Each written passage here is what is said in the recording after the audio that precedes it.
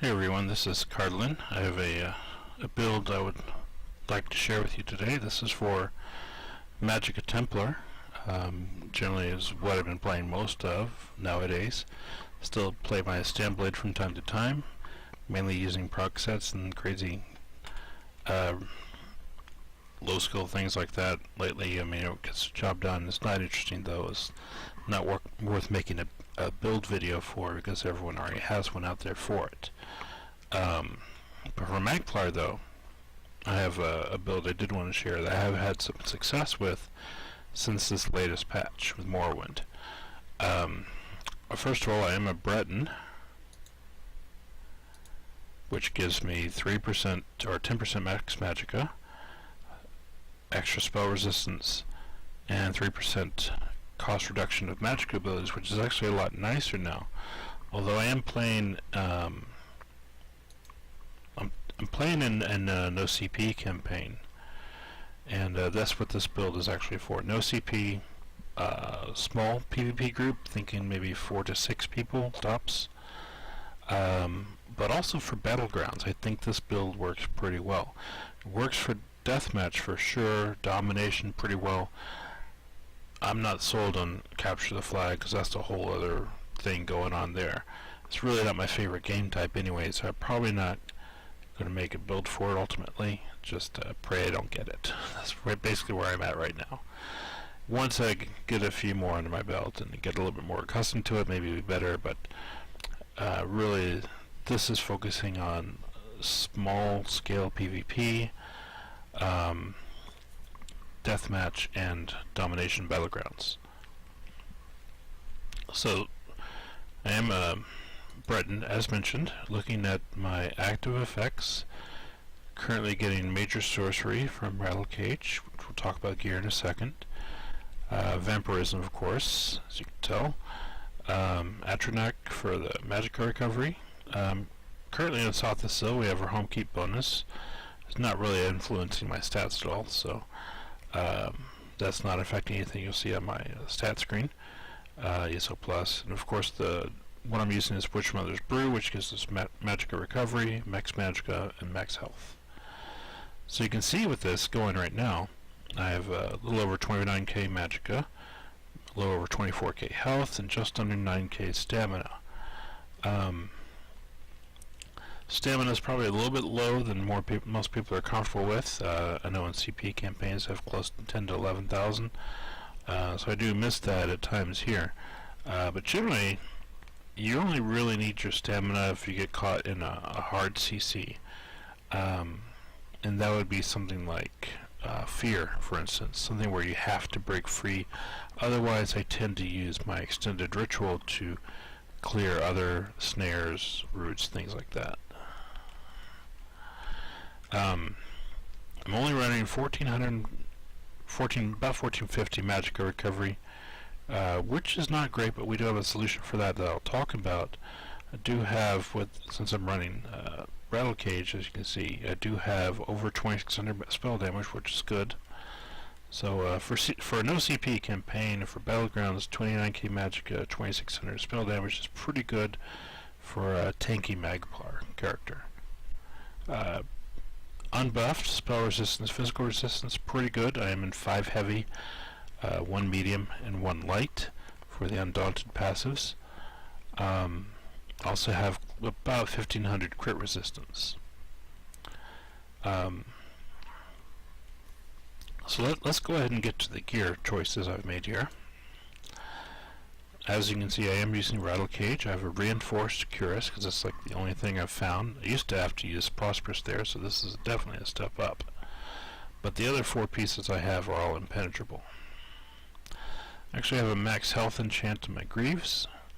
If you feel like 24k health you feel like you can make do with a little over 23k, you can add magicka enchant instead, and get closer to 30k magicka if you would like. I do like to play with a little bit more health myself.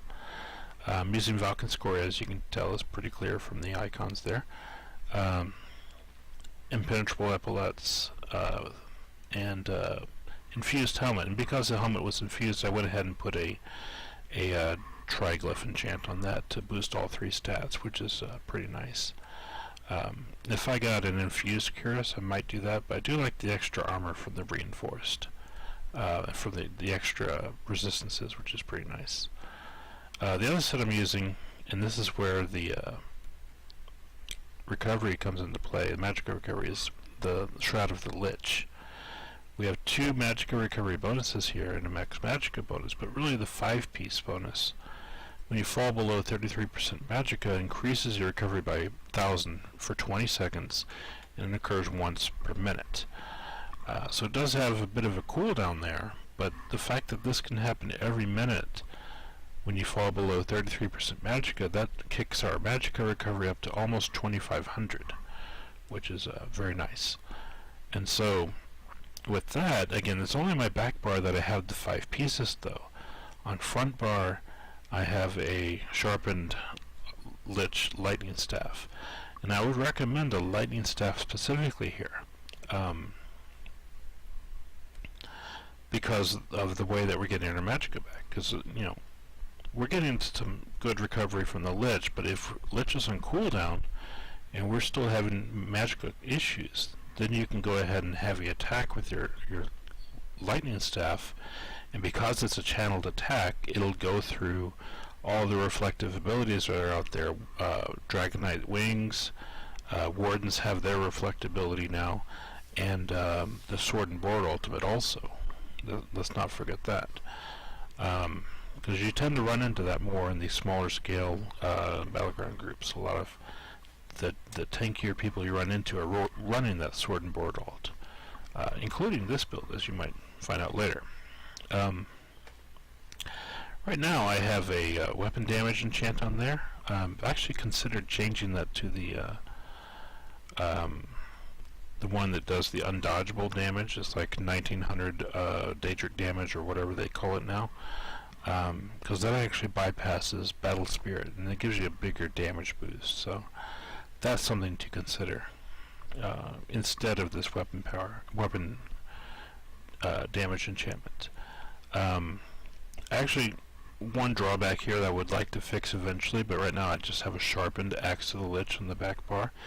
It's really one of the few times I didn't want a sharpened item, because in Sword and Board bar I think I would want a defending one-hander. I think that would be optimal. Powered would also be really great, since that's our healing bar, our defensive bar. So I think those are your best 2 options there. I don't even really attack with that axe very much. It's been a long time since I recharged that thing.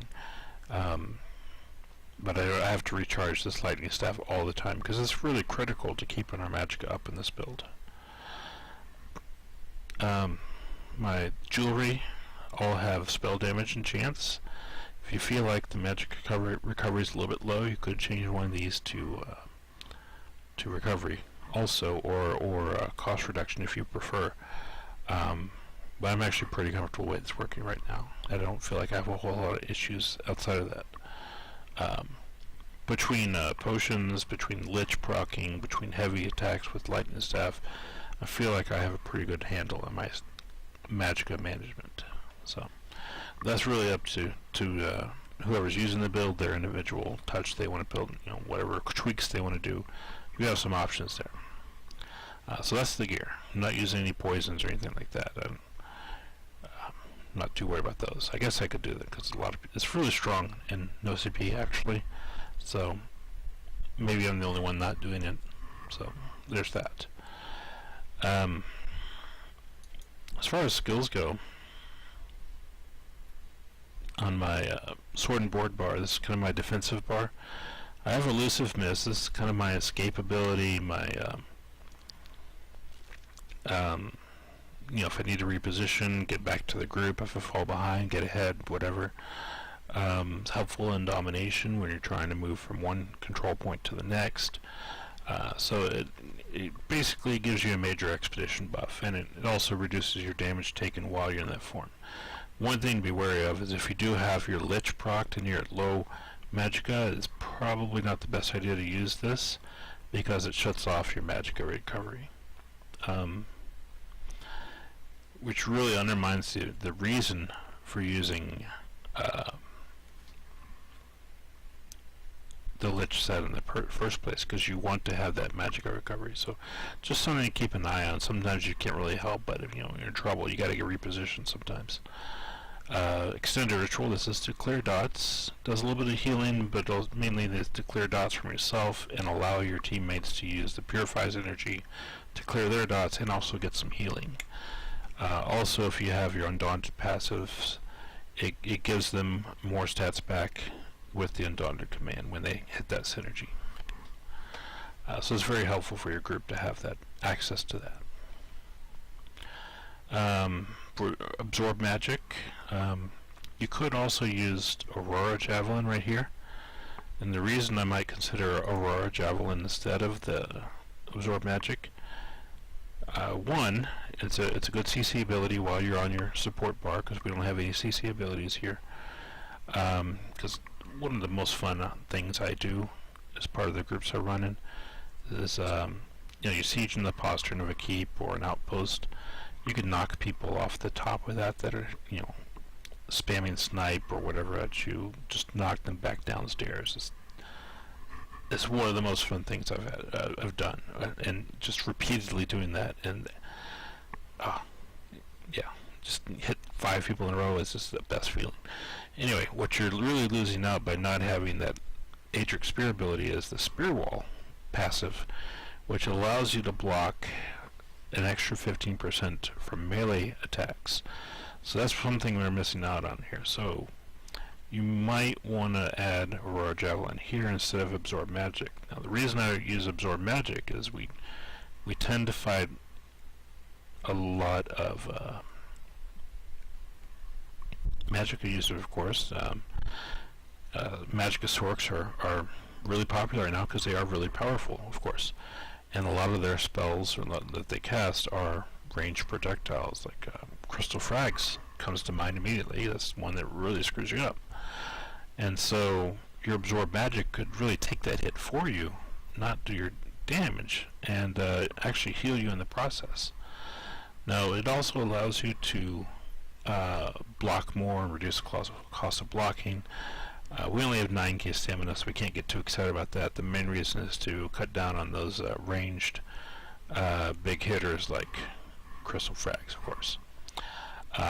Or even Destructive Reach, that kind of thing is pretty annoying sometimes. So we have that. Using Breath of Life. Again, this is kind of our standard heal.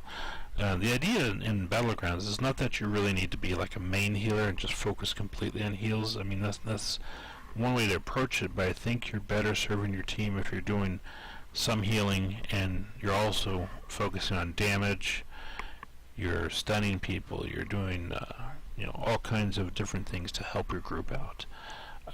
That's kind of the role that I play. And then finally, Channeled Focus. This is kind of our major defensive buff because it gives us major resolve, major ward. Also critical for our Magicka recovery because it basically gives us 480 Magicka recovery. 120 every 0.5 seconds. Your Magicka recovery takes every 2 seconds, so it equates to 480 Magicka recovery, which is very crucial because we're not running a whole lot in our kind of default configuration. Now, as far as the ultimate goes, right, for smaller scale and for Battlegrounds, I like Spell Wall because it's a low-cost ultimate. First of all, it's only 96 ultimate, and it really takes a lot of the heat off you when you're in critical situations. You need to switch to your lightning staff to heavy attack to get some Magicka back because your potion's on cooldown, Lich is on cooldown, and it's a crisis. That kind of thing is very handy for that. And really, if you're going to be in a hot situation, you need to focus on healing and others, not just yourself. This really takes the heat off you personally while you heal other people, and it can help you control the flow of battle a little bit better. And it does that reflect the projectiles, which is really nice. It's really trolly, and I love it. front bar, my lightning staff. I have crushing shock. This is relatively new to Templar builds I've actually published. I found that I really like it. One, it's spammable. I mean, it's just a flat instant damage, has long range. Doesn't do massive damage, but you can do consistent damage with it. It also, the other reason I like it is if enemies are casting, you can interrupt them with it. And this also includes when they're trying to resurrect players. So if you see someone trying to res a player at a distance, you can hit them with crushing shock, and they'll interrupt them and allow you or your teammates to move in to finish the job. So that's why I like this particular morph better than the Force Pulse, which I really would rather use in PvE. I'm using Reflective Light. That's kind of a standard for this build because we are using Valkyn Skoria, which procs off dots, and this is one of our main dots that we use. Really our primary dot, honestly, but there's a few other things that it procs off of. This also gives us Major Prophecy because really we don't have any other source of critical in this build because we're running a base rate of 10% critical. So it does some damage, which is good, and we're not really dependent on that damage. It does a snare, which is good. 40% movement speed snare, and it does give us Major Prophecy. And being a dot, it'll proc Valkyn Skoria, which is really the goal of this particular one. The other thing that Dawn's Wrath abilities do, and then looking at these two middle passives, casting a Dawn's Wrath ability generates 3 ultimate every 6 seconds, so it's very useful in generating additional ultimate. And in Illuminate, it also grants minor sorcery to you and members of your group for 20 seconds, which is 5% spell damage buff, so that's actually really nice too. I'm using a second major sorcery ability, and this is again something I just started using with Morrowind, Purifying Light. It's really been buffed to the point I think it's really viable now. I used to use Dark Flare. The problem with Dark Flare is it does good damage, but the cast time is 1.1 seconds, and sometimes you don't really have that opportunity to wait 1.1 seconds while the battle's going on. You tend to get interrupted, you tend to get CC'd, a lot of stuff's going on when you're in close situations, and you can't really depend on that. Sometimes I'll also use Total Dark, which is pretty nice in certain situations, but you're not always fighting against magical users, so you have to be a little bit more flexible when you go into Battlegrounds, for instance, or even PvP for that matter. So one thing I've noticed with Reflective Light, or Purifying Light, sorry, is that on the first hit, when I first applied to someone, that will occasionally proc Valkyn Skoria as well, which is helpful. And usually I open combat with a person with the Purifying Light, so I know it's not Reflective Light or anything else. Proccing it has to be the Purifying Light. And so that's actually pretty interesting, and it's kind of nice. It does some base damage on the initial hit, which is fairly new for this skill. They've updated a little bit. But the big thing is that copied damage that it does after 6 seconds. When you're in small scale situations, putting this on someone, not only is it going to give us some extra damage after the 6 seconds is up, kind of also signals your team, that the people that you're with, that hey, we're hitting this guy right now. This is the guy that we need to burst down. So in that sense, you can kind of control what's going on in battle. Like, hey, this is a high priority target. Let's hit this guy next. So that's helpful in that regard. Finally, I have Radiant Glory. You're probably curious why I don't use Radiant Oppression. Well, there's a couple of reasons behind that. One, because we are in no CP, both in Battlegrounds and the main campaign that I play in, you have less max magicka overall. Now, Radiant Oppression gains its benefits from having a lot of magicka. So when I'm, if I'm running DPS in a dungeon or trial or whatever, and I've got like 42k magicka, yes, I should be using Radiant Oppression. But here, no CP PvP, I don't even have 30k. And so I think I'd benefit a lot more just from having some additional health coming back to me as part of the damage that I'm doing.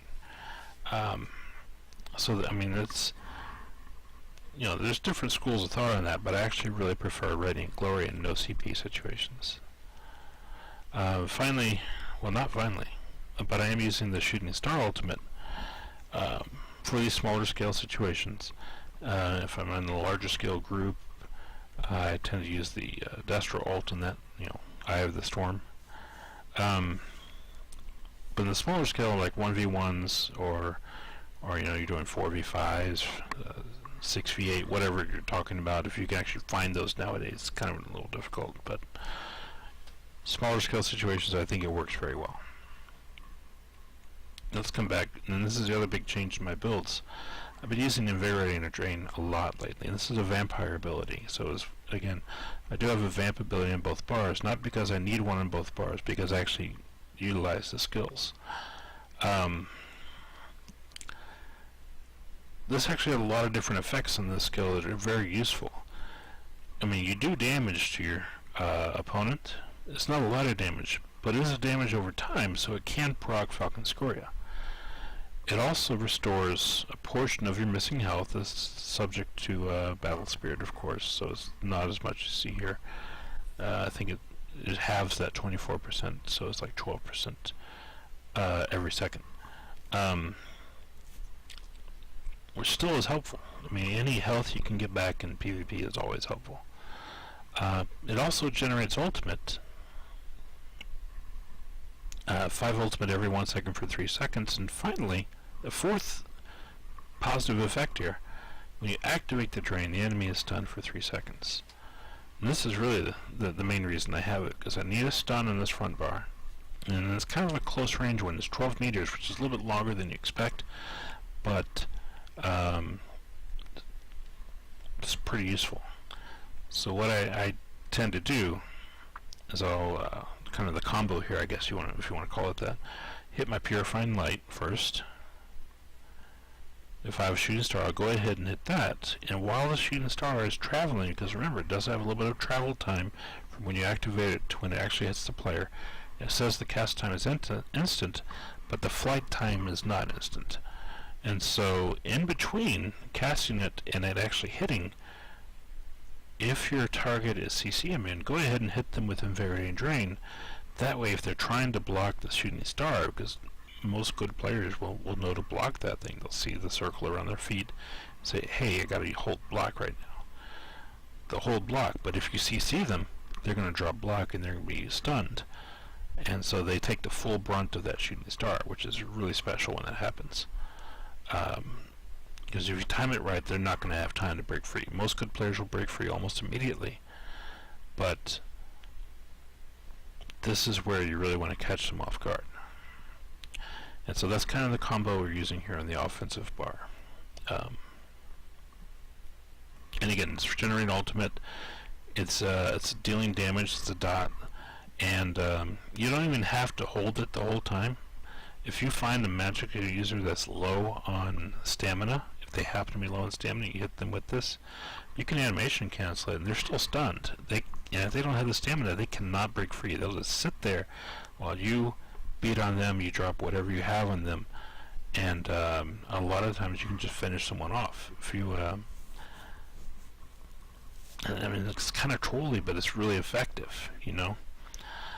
So you don't want to, turn your back on anything that's going to be really effective. I hate to be hit by this, because you absolutely have to break free. You have to have the stamina to break free, and that's why the only time you want to break free is hard CCs. Otherwise, you're using your extended ritual to clear snares, to clear roots, and anything else that you can clear off of you, dots and everything. You want to use your extended ritual, because it's a lot easier using that 3400 magicka than using half your stamina pool. And so magicka users, we know, are not going to be running less, but they're not going to be running more than 12,000 stamina largely. and no CP, and so using that, happening to hit someone low on stamina with this drain, it's really puts them in a very critical situation where you can finish them off, or your friends can finish them off very quickly, and no fuss, no muss. So definitely recommend that. I hate to give away that secret. It's not really a secret, but I absolutely hate having that done to me. Let me say that. Anyway, it's a very nice trick. As far as potions go, since I do have major sorcery from Rattlecage, I'm using Essence of Immovability, which does immune to knockback, disabling effects, immovable for almost 16 seconds, and gives you health and magicka. I also have an alternative version which does magicka, immovability, and stealth detection, because in open world PvP, you're going to be surrounded by Nightblades half the time, it seems like, so it's nice to be able to find them before they find you. And so that's really helpful. And that's really why I like using Rattlecage, is because for major sorcery you could slot Structured Entropy, and then we could use something else like Shackle Breaker or Kagranax or whatever you want to use here. Even 5 heavy, so we still have our 5/1/1 bonus. But I really prefer to save that slot. If I did have the slot Structured Entropy, it'd be right. Replace this Absorb Magicka. Okay. That's where, because I couldn't replace any of these other skills. I've tried, and it's just, I gotta have these 4 skills in any PvP situation that I run in as a Magplar, the way I play. Everyone's mileage may vary, of course, but that's kind of how I prefer things. So if I had to use Structured Entry, this is where I would replace it. Anyway, the other thing I wanted to mention,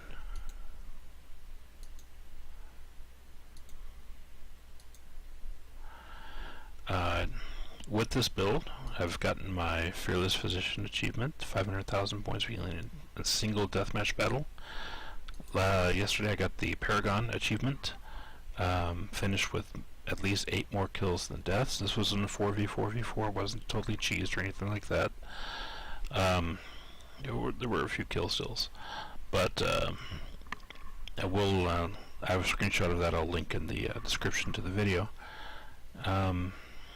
And yeah, I haven't done a whole lot of Battlegrounds, as you can see here, but I have enjoyed it quite a bit, and I think this build is pretty solid for it.